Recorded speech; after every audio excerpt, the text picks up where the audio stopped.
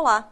Na última segunda-feira, os deputados estaduais Alceu Maron Filho, do PSDB, e Caíto Quintana, do PMDB, participaram do Tela 1 debate sobre o voto secreto nas casas parlamentares. A discussão foi realizada antes do Congresso Nacional aprovar nesta terça-feira o projeto de emenda constitucional que quer eliminar essa prática em todas as esferas. A emenda ainda precisa da aprovação do Senado para começar a valer. Mas enquanto isso não acontece, confira no Tela 1 Debate, um programa da Rede Teia de Jornalismo, como esse mecanismo interfere no modo como a política é feita no nosso país.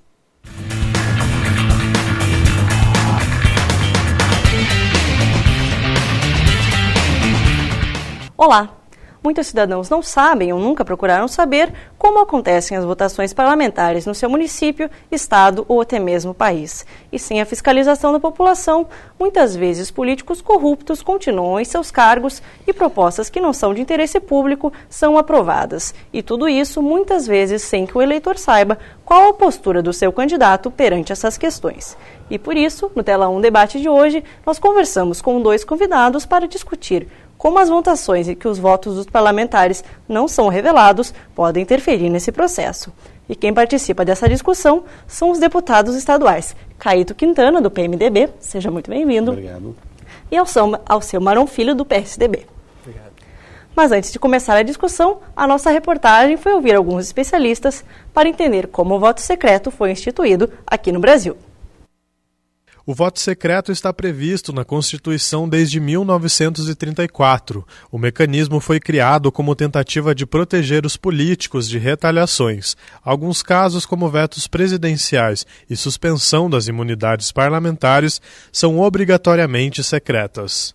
Ele, em geral, nas casas parlamentares, foi criada para proteger os parlamentares de retaliações em função das suas decisões. Essas retaliações podem ser de alguma outra autoridade política, por exemplo, para não saber quem foi escolhido para um tribunal de contas, para um tribunal superior, ou mesmo quando as decisões se aplicam contra o governo, contra o presidente, o governador e assim por diante. A função do parlamentar deve ser representar os interesses públicos nas decisões que toma. Com o voto secreto, o eleitor não sabe, de fato, se está sendo representado.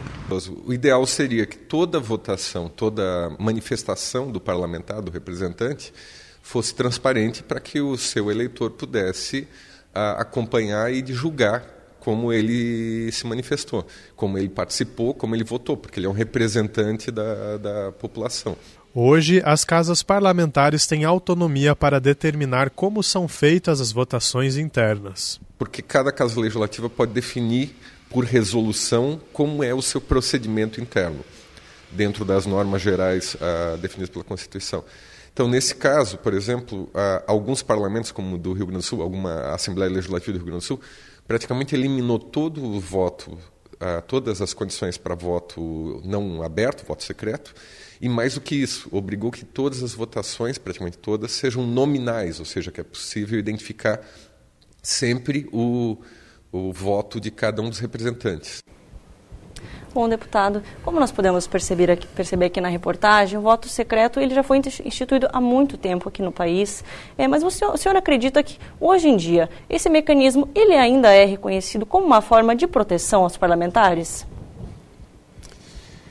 Olha, o voto secreto nós temos que dividir em 2 coisas. Quando ele fala na reportagem de que o voto secreto foi introduzido em 1934, ele foi introduzido para o voto do eleitor eleger os seus representantes. Isso é uma coisa, permanece até hoje. O voto é secreto na escolha dos parlamentares, do governador, do presidente, de todos. O voto interno dentro da casa é que hoje discute-se sobre a continuidade dele ou não. Na verdade, ele foi introduzido como uma forma de proteção ao voto, ao sigilo do voto, para que você não tenha a pressão dos poderes constituídos sobre o parlamento, não tenha forma de pressionar o deputado, mas os tempos têm mostrado de que a votação está se tornando toda ela aberta. Aqui no nosso estado do Paraná, todas as votações são abertas.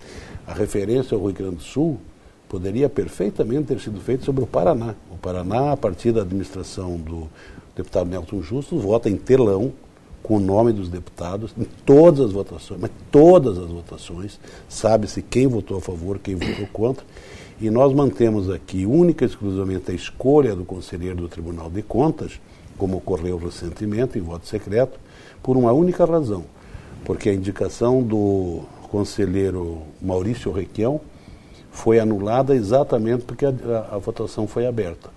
Então, o Estado do Paraná vota, votação aberta, em todas as circunstâncias da Assembleia. Bom, deputado, só um questionamento. O senhor falou que essa votação secreta seria para impedir possíveis pressionamentos. Que tipo de pressionamentos seriam esses? Eu te daria um exemplo. No governo federal, você tem emendas parlamentares. O parlamentar, daqui a pouco, é instado em votar numa determinada pessoa para ministro ou para procurador da República ou na derrubada de um veto que interessa ao Executivo. E a pessoa, daqui a pouco, ela está monitorada de como ela votou para liberar ou não liberar o recurso através do Executivo. Não estou dizendo que aconteça, estou dizendo que pode acontecer. Então, o voto secreto, ele foi importante, ele pode ser discutido como importante, mas, infelizmente, no momento que nós vivemos, o parlamento ele está carente de que a gente tenha liberdade para agir e que saber que as pessoas vão agir corretamente. Então, o voto aberto é melhor para conhecer as posições de cada um.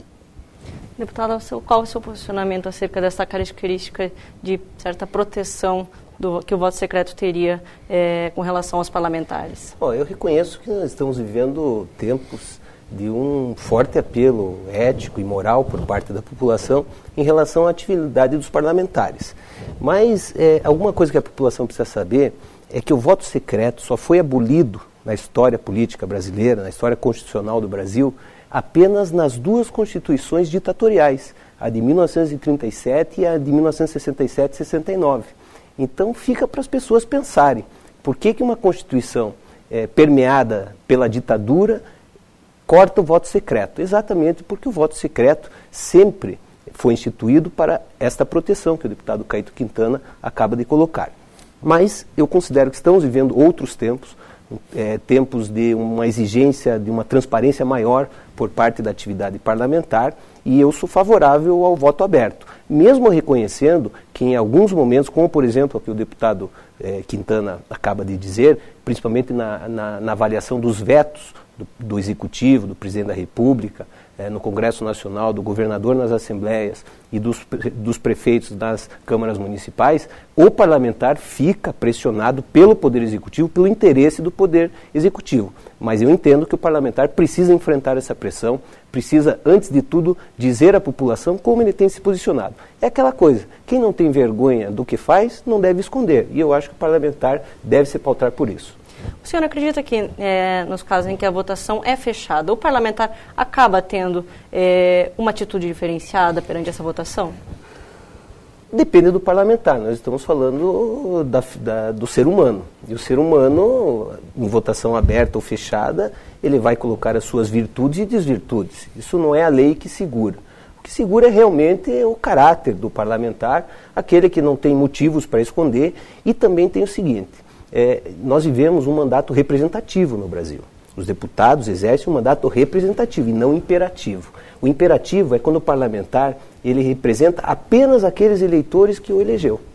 E, portanto, ele é escravo da vontade daqueles eleitores. O seu posicionamento no parlamento tem que ser um espelho do que aqueles eleitores querem. Nós, no Brasil, vivemos um mandato representativo, em que nós representamos não só os eleitores que me elegeu ou o Caíto, os eleitores que elegeu o Caíto, e sim toda a população paranaense. O que vale dizer que a nossa atuação no parlamento não deva ser um espelho absoluto daquelas pessoas que votaram na gente, e sim de toda a população paranaense. Exatamente. O senhor concorda com Claro que sim, é isso mesmo. Uhum. Uma última dúvida aqui para a gente terminar esse bloco. Como que é essa questão? Aqui na Assembleia Legislativa, o voto secreto já foi extinguido, como o senhor mesmo 2006. comentou, desde 2006, né? Como que funciona essa questão da lei maior? A Constituição Federal ainda mantém o voto secreto, mas aqui no Estado, até a própria Câmara Municipal, agora essa semana, discute também abolir o voto secreto. Como que funciona essa questão do município ou do Estado não utilizarem mais voto secreto? Mas isso é permitido que as câmaras municipais e as assembleias legislativas possam divergir do contexto da Constituição Federal nesse aspecto. Por quê? Porque é um regimento interno de cada casa que determina a forma de votação. Você não está contrariando o princípio da Constituição Federal, que ela determina você pode ver que está lá no artigo do Congresso Nacional. Aqui o regimento interno aboliu, e isso seria até discutível constitucionalmente, mas prevalece a doutrina de que há liberdade das Assembleias Legislativas determinarem a forma de votação, salvo um caso recente, como nós já citamos, de que a eleição de um conselheiro do Tribunal de Contas foi anulada exatamente porque o voto foi aberto. Mas se já é dada, então, essa liberdade, faz sentido essa lei ser mantida no âmbito federal? Não, está mudando. Agora, no dia 3 do mês de setembro, né? Não, amanhã. Não, 3 de agosto. No dia 3 de agosto foi votado no Congresso Nacional, na Comissão de Constituição e Justiça, que fosse abolido na Câmara também a votação secreta, será a votação aberta. Isso é um clamor popular. E o Congresso está votando isso no clamor popular. Mas, como o Alceu falou, existem diversas facetas para você analisar nisso. Eu, para não deixar dúvida, sou a favor do voto aberto. Mas é uma contingência a ser avaliada, porque as constituições, a Constituição de 34 foi uma Constituição aberta, foi a que deu o voto para as mulheres, foi de 34. No entanto, em 37 já houve um golpe e fechou a votação aberta para quê? Para pressionar em cima dos representantes a votarem de acordo com a vontade do ditador. E o nosso debate continua comentando a recente não cassação do mandato do ex-deputado Natan Donadon e a eleição para conselheiro do Tribunal de Contas do deputado Fábio Camargo. Para assistir ao próximo bloco é só clicar no link abaixo. Voltamos já.